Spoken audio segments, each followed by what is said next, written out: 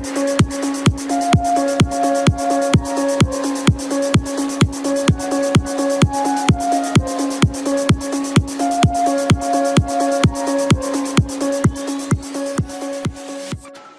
folks, I wanted to have a quick chat about my change to Fuji 1 year after switching. So I've been with Nikon since I was about 13 years old. I've still got my f3 that I got in the 80s, still got it to this day, and I really like Nikon, but there were certain things that this has the advantage for me over Nikon. If you've watched my other videos, you'll know that in between I first tried the Sony system. It wasn't for me. I don't like the menu system, I didn't like the way they felt. Image quality was brilliant, it wasn't about that, it didn't work for me. I wanted this traditional photographer's camera. And this does feel like a professional camera. It is. Many professionals have switched, and Fuji has got it right, really. They really have, because they came out with these, which so many professionals have switched to, even wedding photographers, and then they've come out with the GFX, which is a medium format, which whips everything, for those who need that, which I don't. Now, for me, it wasn't just about the size, although that does make a difference. This lens, my favourite lens of all, is nearly always on here, and this is the Samyang 12mm f2. I absolutely love it. I love the way that it renders perspective. I like the image quality. I like the fact that it's an f2 and it's fast. The weight and size is absolutely perfect for this camera. Cannot fault it. And you know, you would have to pay maybe 4 times the price to buy the Zeiss equivalent, and you would get a negligible difference, and you would not notice that difference unless you were to pixel peep and look under the microscope in certain situations. Not worth it for me. This is absolutely beautiful. So most of the time I have this. I have the 1855 if I don't know what I'm doing. I really don't want the 16 to 55 f2.8 because that would just be too big, defeats the object.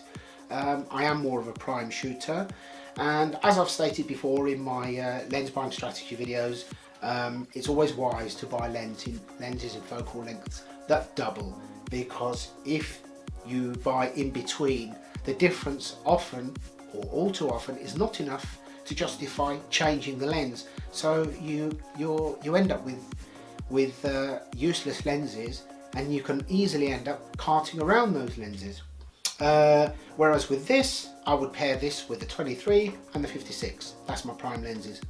That's everything. Got the 23, I'll get the 56 at some point, and then I have everything I need in terms of prime lenses, although I will opt for the fisheye Samyang as well, just for fun.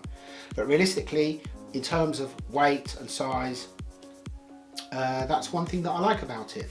But there is another advantage that has made my photography so much more enjoyable, and that is, on the Nikon, I would always shoot raw.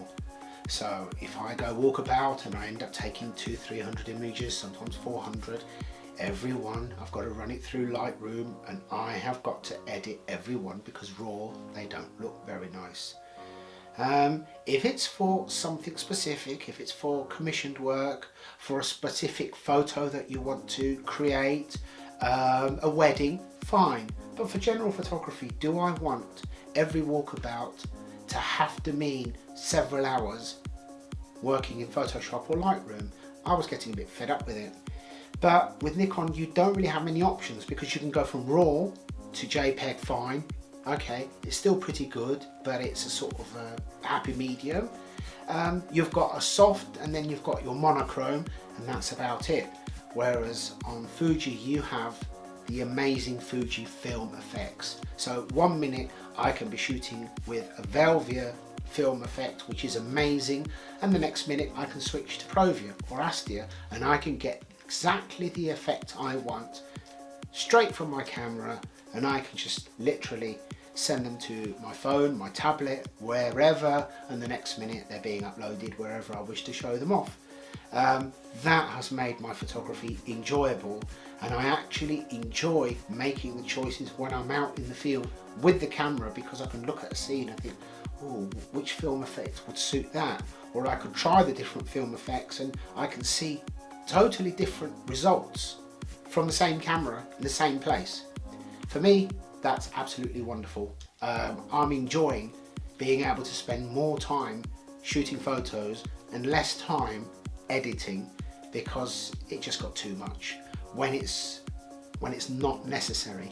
So for me, that, along with the size and weight and this lens, means that my Nikons have been redundant really since I've had this. I will still keep a few bodies simply because I'm a lifelong Nikon fan, but I won't be investing any more in Nikon. I have got rid of a couple of my more expensive lenses and just spent it on these, which I'm using. I've enjoyed trying the different lenses on these with the courtesy of the adapter. My old Minolta 58 1.4 is an amazing lens. I bought a couple of 7 artisan lenses, the 23mm f1.8 and the 35 f1.2. The 35 f1.2 is actually really interesting. Doesn't compare with a high quality lens in terms of ultimate sharpness, not wide open anyway, but it still has a lovely character to it. So in certain situations it's a very enjoyable lens to use, but realistically the lens lineup that I mentioned are more than enough, and this, along with the XT2, and I've still got the XT10 as well, I absolutely love them. Most of the time I still use the XT1. 16 megapixels is more than enough, because I don't really print hardly anything, just the odd thing here or there, and certainly anything that I'm going to print is not really going to need even 16 megapixels, let alone 24, so I'm not really fussed about that. Obviously if you're doing something that requires that, that's another matter. I think the whole point is to be buying what you need and what you will use, rather than what you would just like to own, because in photography that can go on forever. You spend a couple of hours watching YouTube videos and you think you need this camera and you need to upgrade that and you need to upgrade this. It's quite interesting to go and get an old camera and a basic lens. I've done that. I've plonked an old 50mm 1.8 on my old Nikon D70S and gone out shooting, and I thought, well actually, you know, I like these photos and they're 6 megapixels. It's not that long ago that people were shooting weddings with 6 to 8 megapixels. So it doesn't mean that just because megapixels have increased that those cameras are no good. It's just that cameras can do more and more and more. But do you need what they do? For me, the biggest advancement is the film effects.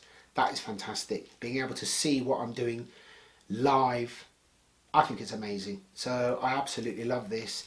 And being old school, my first camera was a Zenith E, then a Nikon FM. I wanted this. I wanted total manual control, and that's exactly what Fuji gave us in a professional body that really doesn't weigh much. It's solidly built and the quality is second to none. They're my thoughts. Please feel free to express your opinion in the comments. Thank you. Goodbye.